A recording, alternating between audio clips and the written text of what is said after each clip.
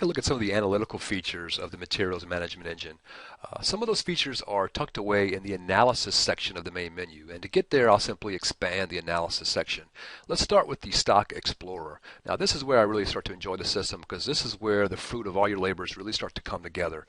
To point, all the videos we've looked at have really been setup elements, how to use and configure and monitor the system.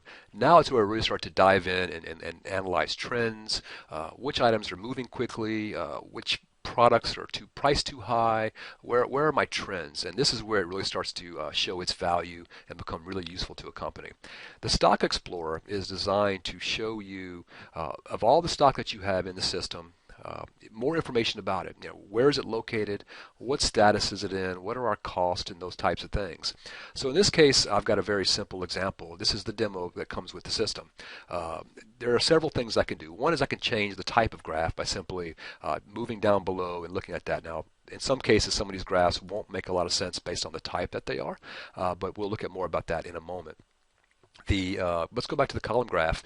At the top, the two halves of the screen are working in harmony. So for example, as I move between the items in the top, the items in the bottom will move accordingly. So in this case, I've got 10 per page, which I could change if I'd like to. Here are the 10 items that I'm seeing down below. So the top half of the screen is in lockstep with the bottom half of the screen.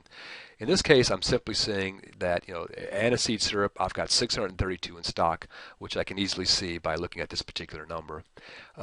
But using some of the drag and drop capabilities, I can start to analyze this a little differently. Okay, I've got 632 in stock, that's great, but where are they located? So I could take the location in this example and drag it over into the grid area, and now I'm starting to break that into the different locations. So I could see that in Hong Kong, we've got 169, 112 in San Diego, so I'm starting to get a breakdown.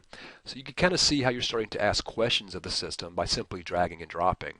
If I wanted to limit that and say, I could sort that ascending or descending, but let's say I wanted to filter that and say that I only want to see Hong Kong compared to San Diego and apply that.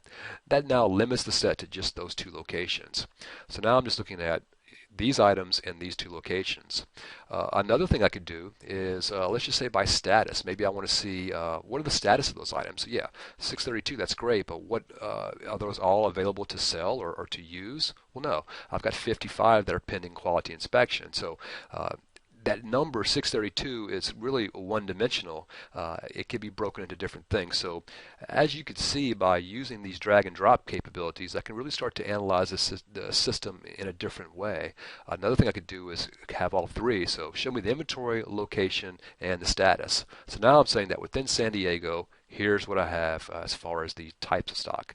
Within Hong Kong, here are my types of stock. There happens to be 5 of these cranberry sauce pending quality inspection in Hong Kong. Again, not the best example in the world, but I think you get the concept of how that could be applied to the types of items that you stock in your system. Another thing that I'll point out real quickly, and let me make this screen a little simpler so this will make a little more sense. Another neat thing is that as I'm looking at items down below, often there may be some anomalies. I might have one item that's far and away higher. In this case, they're all relatively similar, but sometimes if I've got one item that's very high, these other graph elements down below will get very small. So one thing I could do is there's 2 ways to solve that. One is I can go through my material filter and remove the ones that I want. So let's just say I only want to see these several items together. That's one way of filtering that. So now I'm just seeing those items and I'm getting a better visual representation. Here's San Diego compared to Hong Kong. But let's just say another way of doing the same thing, and I'll quickly put these back so you'll get the idea. I can also do that using the graph down below.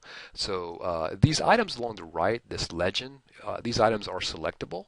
So if I wanted to, I noticed that this particular item is sort of an anomaly. This Chef Anton's gumbo mix, it's kind of out of skew. So I can just turn that off selectively. And I can do that through all of these. So another way of kind of achieving the same thing is by deselecting these items, and I'm kind of getting back to the same information. And I could do that for every particular page or every particular item. So again, it's another neat feature there. Finally, if I'd like to, I can export that to Excel, which I'll do now, kind of show you that, and get that information over into Excel for more analysis if I'd like to. So this gives you a little bit of information about the Stock Explorer.